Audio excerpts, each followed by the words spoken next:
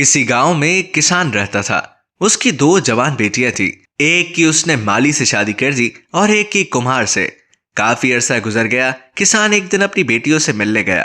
پہلے وہ مالی کے باغ میں پہنچا، اپنی بیٹی کا حال دریافت کیا۔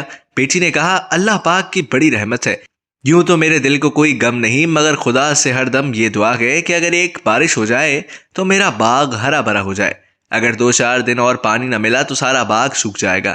کسان اپنی بیٹی کو دعا دے کر وہاں سے روانہ ہوا اور کمہار کے گھر گیا۔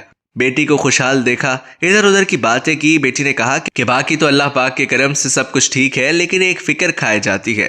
ہر روز بادل چھا جاتے ہیں، جبکہ بنائے ہوئے سارے برتن سوکھنے کے لیے رکھے ہیں۔ ہر وقت یہی دعا مانگتی ہوں کہ خدا کرے بارش نہ ہو۔ اس کے باپ نے کہا، بہن تیری بارش کی آرزو مند ہے کہ خدا کرے بارش ہو تاکہ اس کے باغ میں پودے نہ سوکھنے پائے، اور تجھ کو اپنے برتنوں کا خیال ہے کہ بارش نہ ہو اور وہ سوکھ جائیں۔ میں تو حد سے زیادہ پریشان ہوں کہ خدا سے کیا دعا مانگوں۔ دونوں صورتیں یقین کی ہیں۔